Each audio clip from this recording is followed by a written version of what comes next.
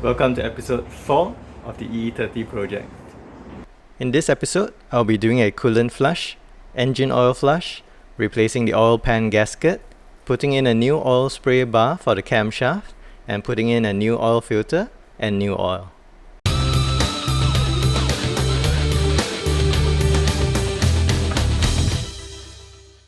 This car had a bit of an overheating problem when I bought it. After driving for 20 minutes, it would start to overheat, and here I'm actually just idling it and revving it without moving, and it has started to overheat. In the last episode, I've already replaced the water pump as well as the thermostat, as well as all the belts. Link up here if you haven't watched it. So in this episode, we're going to give it a coolant flush and put in new fluids and engine oil. I've already drained the coolant in the last episode, so here I'm just filling it up with water and then adding on some coolant flush. I'm also doing an engine oil flush before I put in the fresh engine oil. Now we can run the engine for 15 minutes.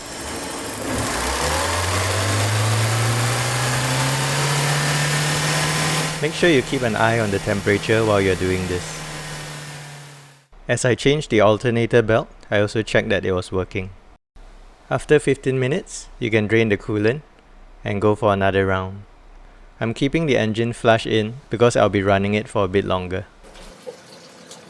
That's the water from the first flush. It's super dirty, so we need another round.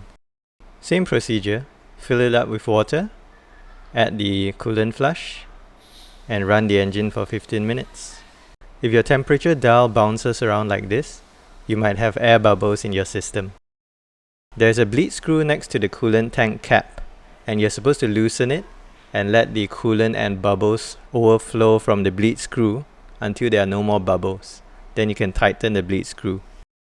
Mine was actually pushing up bubbles non-stop, and what I did was just leave the car overnight after all the flushing and fill it up with coolant when the engine was cold. That seemed to do the trick. In total, I did 2 or 3 flushes until the water was clear enough for me. I bottled away the flushed coolant until I can figure out where to dispose of it. The engine has been running with oil flush for 30 to 40 minutes now, so I'll drain off the engine oil, and it's the perfect time to fix an oil leak caused by the old oil pan gasket. With the oil completely drained, I can remove the lower oil pan now. There are a lot of bolts holding this oil pan in place, so just go all around and make sure you don't miss any. With all the bolts removed, you can take a hammer and lightly tap on the 2 metal ears on the oil pan. This is the upper half of the oil sump. There are 6 bolts holding it to the engine block, so while you have the oil pan removed, it's a good time to remove these bolts one by one, apply some Loctite and tighten them up. I found this sitting in my oil pan. Really have no idea where it's from or what it's supposed to do. If you know, please let me know in the comments. I think this car had a pretty massive oil leak in its previous life, so I'm taking some time to give it a good scrubbing. The old gasket was quite a challenge to remove, so I tried soaking it with Goo Gone, WD-40, and also brake cleaner. Sprayed it on, let it sit for a few minutes, and then tried to scrub it off.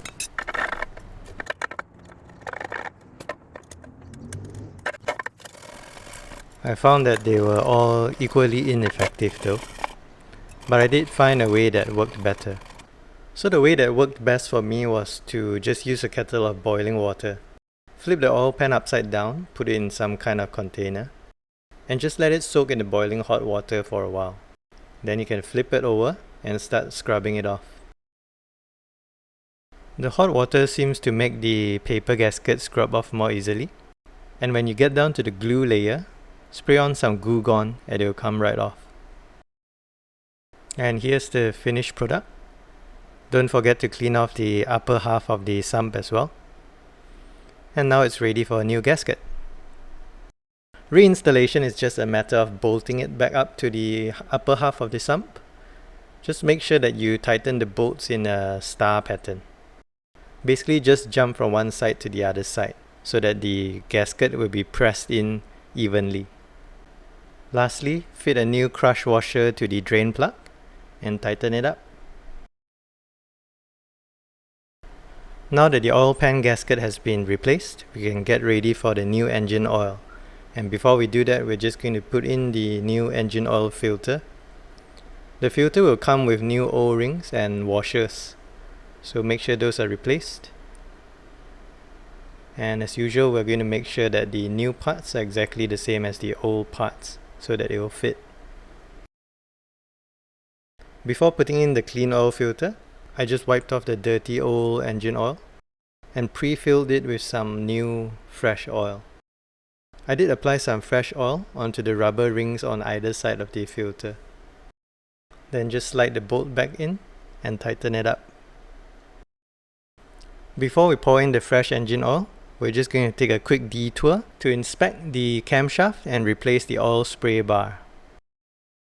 I already checked the oil spray bar in the previous episode when I had the valve cover off to lock the camshaft, so I already bought a new oil spray bar. But you can inspect the camshaft and oil spray bar anytime. Just remove the valve cover, make sure you detach the hose at the back, and undo all the bolts. There are 8 bolts in total. Then the valve cover can be lifted straight off. It's a bit tricky to maneuver, but you can do it without removing the intake manifold. And underneath the valve cover is a secondary valve cover. Set all these parts aside neatly. With the covers off, you can now do a physical inspection of the camshaft. My camshaft lobes were a bit wavy on the surface, so I think a performance camshaft might be in this engine's future. To check the oil spray bar, see how well it sprays oil all over your engine bay. You can see that cylinder 4's cam lobes are barely getting any oil. So it's out with the old, in with the new.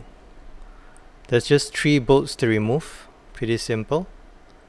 The middle bolt is a banjo bolt, which means there's a hole running through the center and 2 holes exiting out the sides, which let oil into the oil spray bar.